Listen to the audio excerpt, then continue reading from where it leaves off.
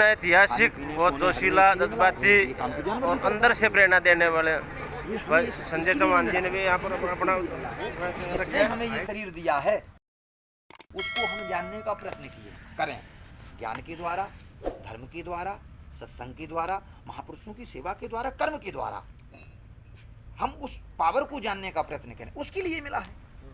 अब रही बात उसके अनुसार, अब जब आप दुनिया में जाओगे तो मार्केट है, मार्केट में तरह तरह की दुकानें भी लगी हैं। तो अब जब आप संसार में आए हो निकलोगे तो फिर उसमें तरह तरह की दुकानें आपको मिलेंगी। फिर आप कहीं सेवा मार्ग में जुड़ जाओगे, कहीं आप पॉलिटिक्स से जुड़ जाओगे, कहीं आप व्यापारियों के उससे जुड़ जाओगे।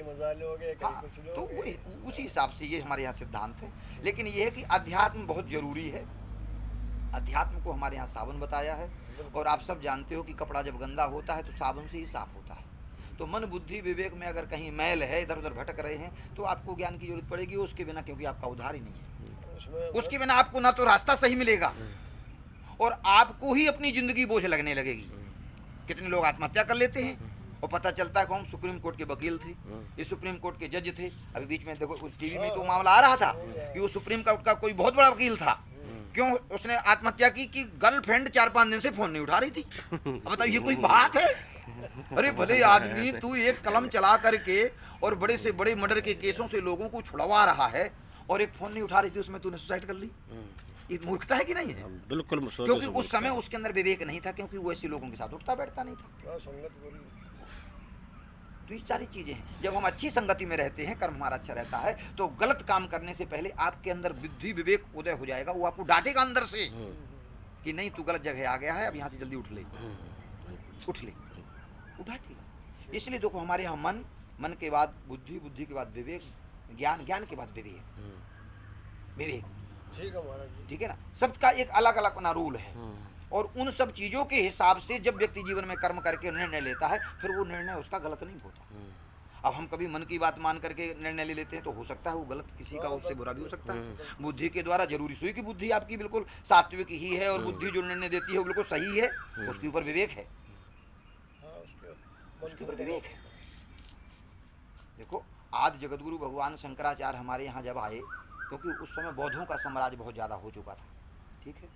बौद्ध भी भगवान के ही अवतार को बताया है, लेकिन उसमें बौद्ध ने या तो पाखंड का ही खुलासा था, लेकिन क्या था कि तदंतर जिन व्यक्तियों की प्रवृत्ति बन गई थी मांस खाने की, जीव हिंसा करने की, तो उन्होंने कहा कि इनसे एकदम से छुड़वाऊंगा तो ये छोड़ नहीं सकते। तो बौद्ध ने एक बीच का रास्ता अपनाया कि मैं उन लोगों के पास जाऊं जिनको समाज ने ठुकरा दिया है, क्योंकि गलत काम में लगे हैं। तो उन्होंने कहा कि भाई देखो ठीक है, तुम लोग कर रहे हो काम, अच्छी बात है, बुरा भी नहीं कहा, लेकिन आप किसी जीव की हिंसा कर रहे हो, हत्या कर रहे हो, तो मैं तुम्हारी उंगली को काटूं, तुम्हारे हाथ को काटूं, तुम्हें कैसा लगेगा? बोले जी हम बुरा लगेगा। तो बोले तुम उस प्रकार से उन जीवों की हत्या करे तो उनको भी बुरा लगता। तो बोले जी क्या करें, हमारा तो स्वभाव बन चुका है, हम तो जीव हिंसा करें, मांस खाने में ना रह नहीं सकते। तो बोले ठीक है, मैं तुम्हारी बात सत्य करता हूँ, लेकिन एक बीच का रास्ता निकालता हूँ कि हफ्ते में 1 दिन की छुट्टी देता हूँ, संडे के संडे, क्योंकि जो रोज नहीं छोड़ सकते थे उनसे वो 6 दिन में छोड़ देंगे, 6 दिन 1 दिन खाएंगे, और जब 1 दिन खाएंगे तो धीरे धीरे धीरे फिर बाद में वो संडे भी छुड़वा दूंगा, और फिर वो ये सब चीज छोड़ करके एक अच्छे मार्ग में चल पड़ेंगे। लेकिन उसमें क्या था कि उसमें कुछ समाज में वैसे लोग भी होते हैं, तो उसका उन्होंने एक गलत फायदा उठाया, और उन्होंने क्या कहा कि भाई संडे को जीव हत्या करना, मांस खाना पुण्य है। क्यों? बोले महात्मा बुद्ध कहते हैं। कभी कभी समाज में ऐसे ही लोग भी होते हैं जो जहर को अमृत बताते हैं, अमृत को जहर बता देते हैं। तो उन्होंने ढिंढोरा पीट दिया। तो जब ढिंढोरा पीट दिया कि भाई महात्मा बुद्ध जैसे संत बताते हैं कि संडे को ये खाना पुण्य का काम है, तो और लोगों की भीड़ बढ़ी कि भाई इसमें तो पाप भी नहीं लगना है, बढ़िया संडे का संडे खाओ। तो ये पाखंड जब बढ़ा, तो इस पाखंड के निराकरण के लिए फिर भगवान शंकराचार्य, शंकर जी शंकराचार्य के रूप में प्रकट हुए। उन्होंने कहा कि देखो अगर शस्त्र से मैं इनसे लड़ूंगा तो फिर देखो तमोगुण की जीत हुई, बड़ा गुंडा छोटे गुंडे को मार दे तो जीत किसकी हुई? बुराई की, बुराई की जीत हुई, अच्छाई की तो नहीं हुई। अच्छाई की तो नहीं हुई। आप ज्ञान के द्वारा, प्रेम के द्वारा आप उसके हृदय को परिवर्तन कर दें तो मान जाएंगे कि आप ज्ञानी हैं, ठीक है ना। बंदूक दिखा के तो कोई भी किसी छोटे को मार सकता है। अब रिक्शा वाला कोई है, आप गाड़ी में जा रहे हो, भाई आप इस एरिया के हैं, आपके पास जमीनों का मुआवजा है, थोड़ा सा उसकी गलती हो गया, पकड़ के 2 हाथ चाहते उसकी मार सकते हो, वो कुछ नहीं बोलेगा, क्योंकि वो रिक्शा वाला है, बाहर से बेचारा बिहार से यहाँ मजदूरी करने आया है। लेकिन आप फिर सुप्रीम कोर्ट और वहाँ होम मिनिस्ट्री में जाके किसी IAS के साथ ऐसा करो तो लेने के देने पड़ जाएंगे, तो जितनी जमीन का मुआवजा होगा धारा का धारा रह जाएगा। क्यों? इतनी धारा लगवा के अंदर करवा देगा कि आपकी जमानत नहीं हो पाएगी। ठीक। तो ये क्या हुआ, ये बुराई की बुराई जीत। तो इसमें क्या, आप ज्ञान के द्वारा और प्रेम के द्वारा उसके हृदय का परिवर्तन कर दीजिए। तो आज जगतगुरु भगवान शंकराचार्य ने ज्ञान के द्वारा कहा कि भाई ठीक है, महात्मा बुद्ध चले गए, अब उनकी जो न्यायी थे, जो उसको फॉलो कर रहे थे, बौद्ध धर्म का प्रचार प्रसार कर रहे थे, उन्होंने उनसे कहा कि भाई हमसे शास्त्रार्थ करो, न डंडे से झगड़ा होगा न बंदूक से, शास्त्र ज्ञान के द्वारा हमारी आपकी लड़ाई होगी। ठीक है, और जो हारेगा उसको हमारा शिष्य बनना पड़ेगा। तो आज जगतगुरु भगवान शंकराचार्य ने ज्ञान के द्वारा बौद्धों को परास्त किया। जो कहते थे कि बुद्धम शरणम गच्छामि, ईश्वर नाम की कोई सत्ता नहीं है, बौद्ध जी सब कुछ है। ठीक है ना। अब जैसे आसाराम के शिष्य कहे नहीं जी आसाराम ही भगवान है हमारे लिए, तो तुम्हारे लिए हो सकता है, लेकिन हम नहीं मानते तो हमारे लिए तो नहीं है।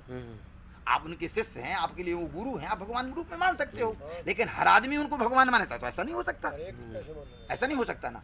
तो उन्होंने फिर ज्ञान के द्वारा बौद्धों को परास्त किया, और जब परास्त किया तो उन्होंने कहा कि आने वाले समय में कहीं ऐसा बौद्ध एक फिर न प्रकट हो जाए बौद्ध धर्म का प्रचार करने के लिए। तो उन्होंने फिर 4 दिशाओं में 4 पीठों की स्थापना करी कि इनमें जो पीठ में बैठेगा वो ब्रह्मसूत्र, उपनिषद और भगवत गीता का जो प्रकांड विद्वान होगा और काशी के विद्वानों के द्वारा शास्त्रार्थ करेगा, उनको परास्त करेगा, वो इन पीठ पर बैठेगा। इससे क्या होगा कि ये ज्ञान की परंपरा आगे चलती रहेगी, और आने वाले समय में जो भारत के युवा बच्चे होंगे उनको इसकी बहुत जरूरत पड़ेगी। आज हमारा युवा गुमराह हो रहा, ध्यान रखना, ठीक है ना। तरक्की उन्नति तो बहुत कर ली, लैपटॉप चलाना आ गया, मोबाइल चलाना आ गया, पूरी जानकारी कर ली कि रूस में क्या हो रहा, अमेरिका में क्या हो रहा, लेकिन मार्ग से भटक रहे, मार्ग से भटक रहे हैं। क्यों? क्योंकि उनके अंदर वो जो गुरुकुल वाला सनातन ज्ञान है उसको नहीं मान रहे, उसको नहीं मान रहे। माता पिता को माता पिता नहीं मान रहे, क्योंकि वो इंग्लिश मीडियम में पढ़ते हैं। हाँ, उनको पिता को डैड बताया जाता है, मम्मी को मम बताया जाता है। अब बचपन से जिनको डैड डैड का मतलब मरा हुआ, तो अब वो बुढ़ापे में उसको माँ बाप मान की सेवा कैसे करेंगे? क्योंकि उनको तो स्कूल में पहले से मार दिया गया, ये मॉम है, ये डैड है। बच्चे जब सुबह जाते तो ये कहते डैड, बिल्कुल हाय, मरे शब्द, मॉम, हाय। अभी हाय कोई शब्द है? हमारे यहाँ हिंदी अनुवाद में 2 लाख शब्द हैं। इंग्लिश में क्या, इंग्लिश में तो 8.5 लाख शब्द हैं, उर्दू में 7,500 शब्द हैं, संस्कृत में 1 लाख शब्द हैं, लेकिन हिंदी में तो 2 लाख शब्द हैं। बना लो व्याख्या, कितनी कर लोगे तुम, कितनी कर लोगे बताइए आप? ये वो चीज मैं आपको बता रहा हूँ कि आपको जल्दी सुनने को कहीं मिलेगी नहीं, नेट में भी नहीं मिलेगी, ठीक है ना। तो उससे क्या होता है, अब उसकी आप व्याख्या करो। तो मोम का मतलब होता है कि जो मर चुका है उसकी बॉडी को हमने बहुत समय से रखा हुआ है, वो मोम। डेड का मतलब जो मरा हुआ है अभी उसकी डेड बॉडी रखी है, ठीक। तो अब माता पिता कहाँ रहे?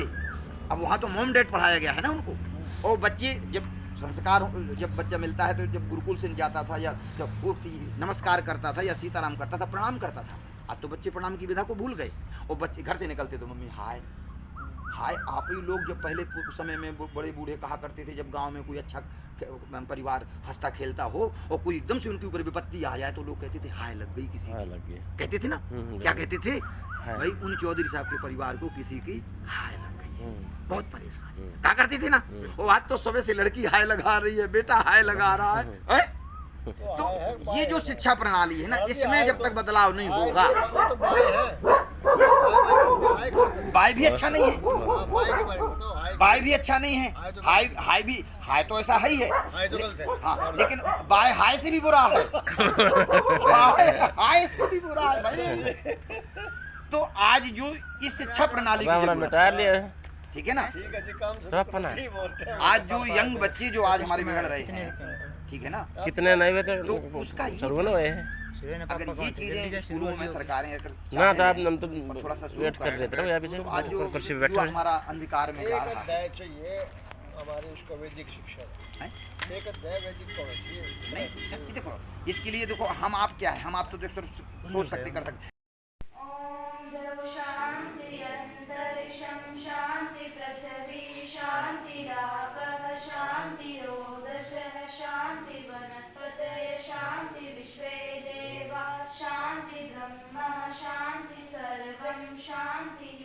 शांतिरेव शांतिः सामा शांतिरेधि। ओम शांति शांति शांति।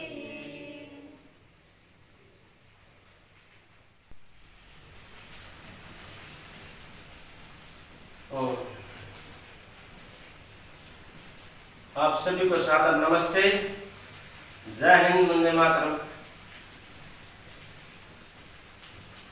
पृथ्वी दर्पण के समस्त दर्शकों को आज इस हवन के अभिप्राय के बारे में बताना चाहेंगे। वैसे तो हवन कभी भी किया जा सकता है, हर वक्त हर समय पर्यावरण, प्रकृति, जीव मात्र के लिए, मनुष्य मात्र के लिए लाभकारी है, हितकारी है, कल्याणकारी है।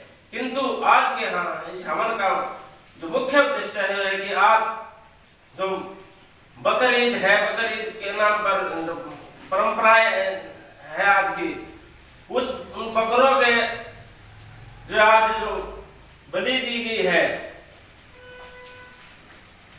उनकी आत्मा के शांति के लिए ये आज हवन का आयोजन किया गया है। क्योंकि किसी भी प्राणी के हम प्राण हरते हैं तो उसकी इच्छा के विरुद्ध हरते हैं, और अच्छा के विरुद्ध जब कोई कार्य होता है तो अंदर चिंगाट निकलती है। आप कल्पना कीजिए, जब आपको पता चला कि सामने वाला कोई मेरी हत्या करने आ रहा है तो उसके ऊपर क्या बीतेगी। चलो पास आने तक उसको पता नहीं चलता था, लेकिन जब उसको उस दर्द, पीड़ा की अनुभूति होती है तब तो जो एक नकारात्मक तरंगे उस शरीर से बाहर निकलती है और वो पूरे वातावरण को, पर्यावरण को, प्रकृति को प्रभावित करती है, पूरी पृथ्वी को प्रभावित करती है।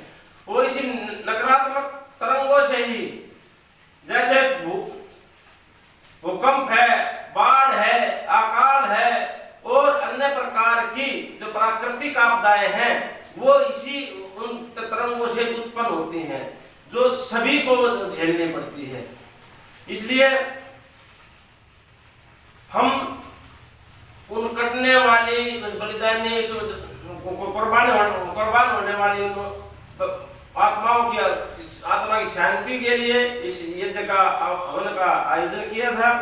और उन समस्त किसी खास एक जाति, मत, पंथ, संप्रदाय, मतलब को टारगेट लेके नहीं, जो कोई भी जीव की प्रकृति कुर्बानी देता है, अपने ईश्वर, अल्लाह, गॉड, रब, भगवान,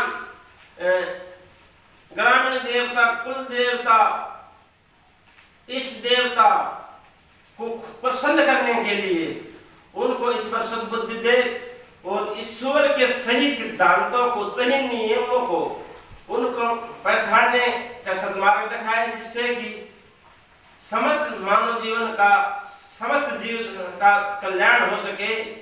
इन्हीं भावनाओं, शुभकामनाओं के साथ आप सभी को जय जीव, जय जीवन, जय जगत सभी के लिए हितकारी हो, मंगलकारी हो, शुभकारी हो। इन्हीं भावना, शुभकामनाओं के साथ जय हिंद, जय भारत, जय जगत। ओम धैर्य धारणम, ओम धैर्य धारणम, ओम। कर्पूर गौरम करुणावतारम संसार सारम भुजगेन्द्रहारम सदा वसन्तं हृदयारविन्दे भवं भवानी सहितं नमामि। मङ्गलं भगवान् विष्णु, मङ्गलं गरुडध्वज, मङ्गलं पुण्डरीकाक्षो, मङ्गलाय तनोहरि। सर्वमङ्गलमाङ्गल्ये शिवे सर्वार्थसाधिके, शरण्ये त्र्यम्बके गौरि नारायणी नमोऽस्तुते, नारायणी नमोऽस्तुते, नारायणी नमोऽस्तुते।